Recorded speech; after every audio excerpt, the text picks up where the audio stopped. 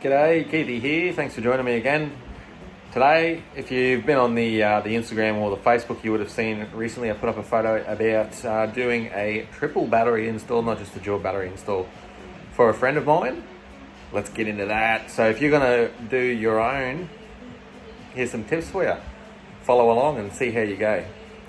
So the first step when you're going to do a dual or triple battery system in a vehicle is planning and preparation. So what do you need to do? You have to write yourself down a list. So if you've seen that video up there, you'll know good and well that the first step is to do yourself a little wiring diagram so that you know what's got to go where and how many wires and connectors and fuses and all that kind of stuff you're going to need. So when you go shopping for all those bits, you can go straight in with a list and go, oh yeah, boom, I need 6 of this, 7 of that, 10 meters of wire, whatever it might be. And then in the planning phase as well, you also need to work out where you're going to mount your stuff, how you're going to run your wires, where you're going to put your fuses, etc., etc. So I'll turn this camera around and I'll show you what we've got so far. All right, so I've gone and spent a considerable sum at Projecta, sorry. We've got all the stuff in here that we need for the dual battery setup itself. So we've got the wiring, that's 8BNS. We've got fuses, we've got some sockets, we've got connectors, we've got a fuse block. I've got a bus bar in here as well. We've got all the stuff that was on the list if you watched that other video.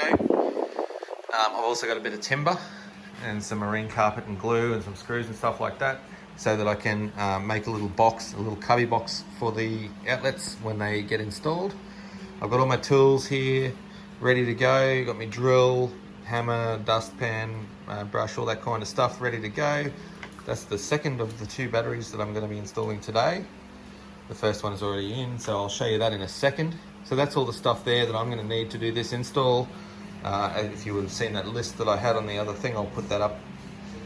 Tape measure is also very handy. Remember, measure twice, cut once if you're going to do any of that kind of stuff. So this is the vehicle. It's a D40 Navara. And it's quite a tidy example, very clean. It's got this lovely rhino lining inside here, which makes life very easy. They already mounted these drawers, but see, I've already got 1 battery in and mounted now. I did that yesterday just to make sure that it was going to fit sideways, because obviously 2 batteries are going to need to go side by side there, rather than have to have 1 here and then 1 over there. It's just a little bit easier to keep them together on one side. So I had to move these drawers, and I tell you what, it was quite difficult to do. They're not light. And the mounting system, luckily, is a flexible mounting system, but getting access to the bolts, especially that one up the back corner there, right where that wheel arch is. As you can see, I've got these drawers as far over to the left here as I can. And there's not a lot of real estate between that battery and the drawers there. So very lucky that they fit. Now they're big batteries that we're using here, 140 amp hours.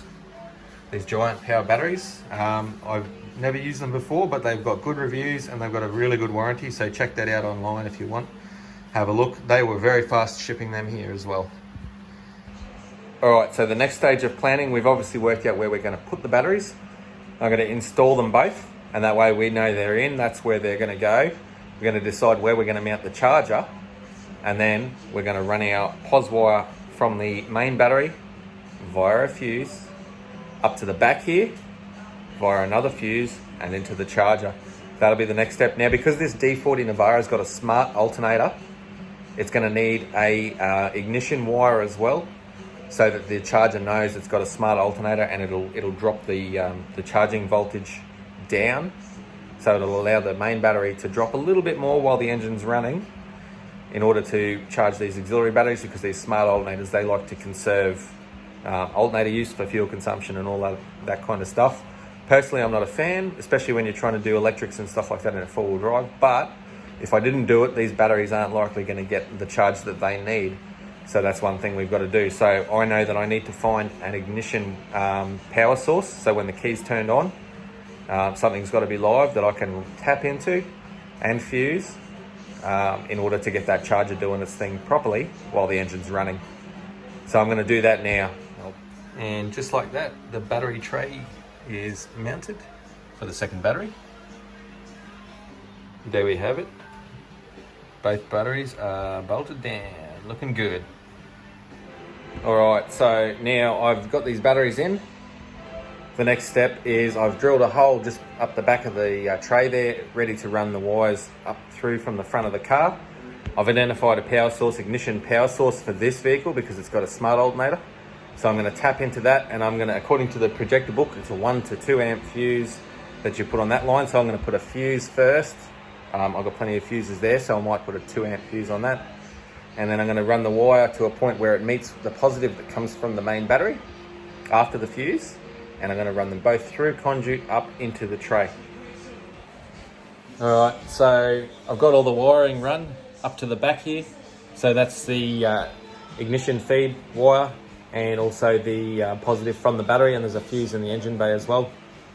So that's all run to the tray now. So everything that's inside the car, and that was fun, tapping into a wire inside the car. And also joining up to the positive there, a little bit of soldering involved in that, and I've got a fuse up the front where it taps into the ignition. I've got to wrap it up for today because I have to go and do the school run, but that's where that's where we are now. So all I've got to do is mount the battery charger, and I can wire that in, and we're all good there, and then I can do up all of the little outlets and everything like that, so stay tuned for that one. All right, new day, let's get back into it. So as you saw yesterday, the wires have run up along the chassis, they're in conduit, and they're all up here now, ready for me to pretty much wire to the charger. I'm not going to do that just yet because I need to find where I'm going to mount the charger basically. So what we're going to do now is we're going to build ourselves a little bit of a mount, I guess. So what I was planning on doing, and I'll turn you around and show you. So what I'm planning on doing here is making a timber cover that will sit across here, go up and across over the top of the batteries, and it will bolt up on the other side there of the tray. And it's going to have sides at either end. It'll be carpeted in the end anyway. So it's time for me to do some measuring. So I'm going to run it along here. I've already measured the length of that and the width that I'm going to have over here. I'll go up high enough to clear those little battery mounts there. And then we'll go across. So I'll do some cutting and yeah, screw some stuff down, work out where I'm going to actually mount the batteries, the charger, sorry. And once I've got that charger roughly in position, I'll wire them up, making sure to leave enough free cable. So if you do unbolt the charger, you know, you can put it somewhere safe so that it doesn't have to just stay in that local area. You know, give it an extra 100 mil of cable or something like that so that you can move it around. So I'll get into that now. I'm going to cut up some lovely marine ply here and start getting into that. Alrighty, so not just a pretty face. I've fabbed up this little box, I guess you would say. In long term, I will probably put a fascia over here with maybe a hinge or something so that it folds down and you can access the batteries from the front like that.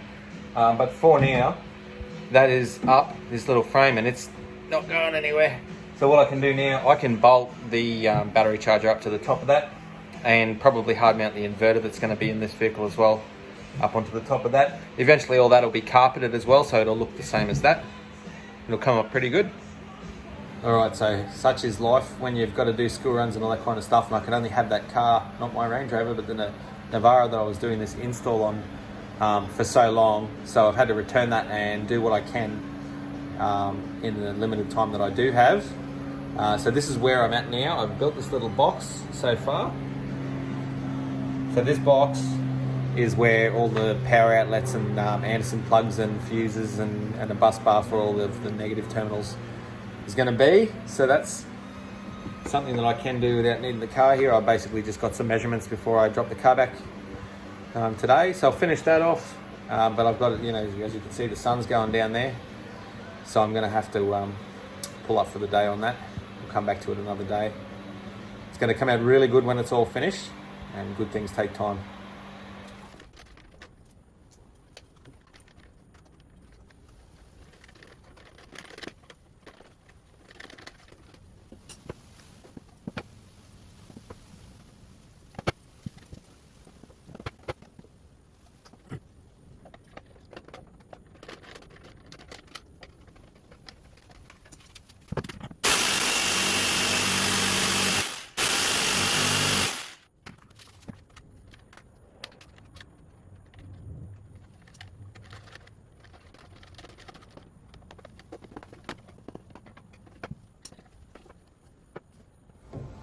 All right, so this is pretty cool.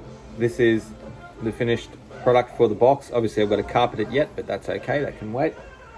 So what you're seeing up here, we've got a voltage gauge, we've got twin USBs, we have got 2 SIGGI outlets all bolted down. This is a momentary switch, so when you press this, the voltage gauge lights up. That way it's not lit up all the time for no reason. Lovely little latch and hinges here mean that you can open her up. In here you can see you've got your fuses, and over here you've got your bus bar for your negatives. So all your positives are fused, negatives are off the bus bar. It all comes together, and you'll notice there's another one out the back there. You probably can't see that perfectly. Let me close this and we'll show you what that one's all about. Very simple to close. How good's that?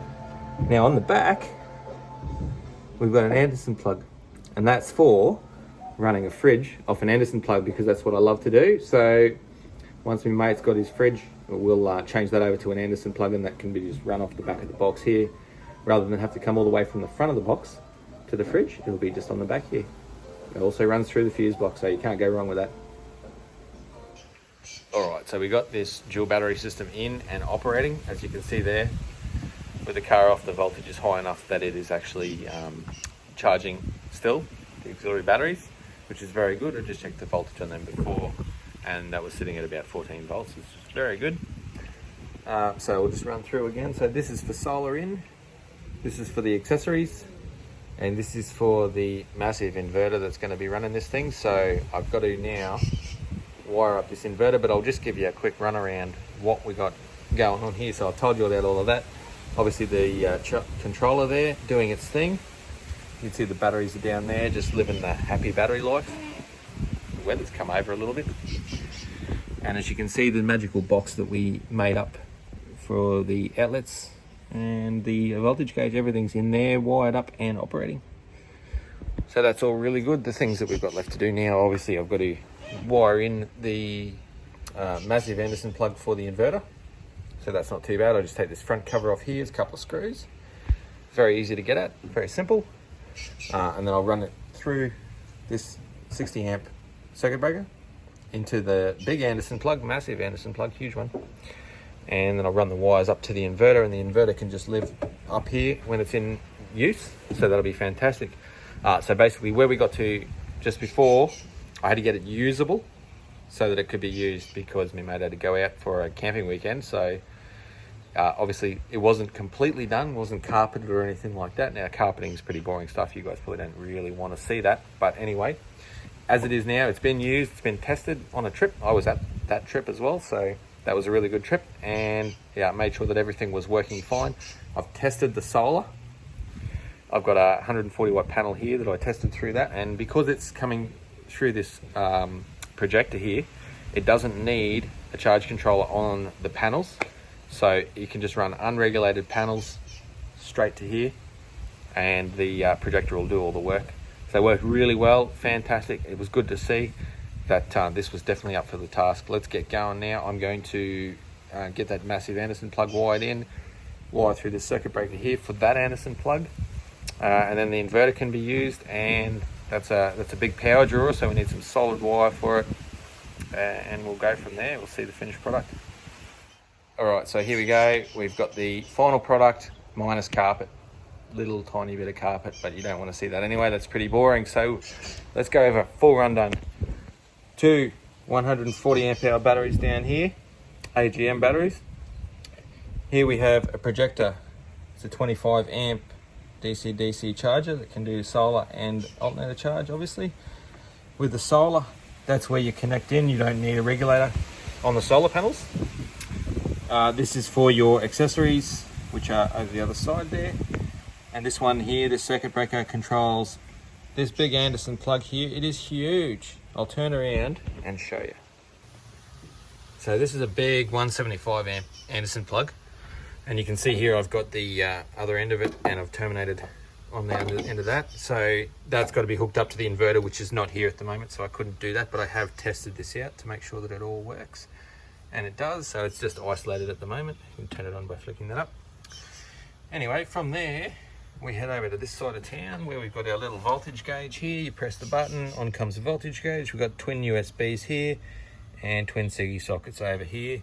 If you open up this little hatch, you've got yourself access to all the fuses and the wiring underneath this old girl. It's very easy to do.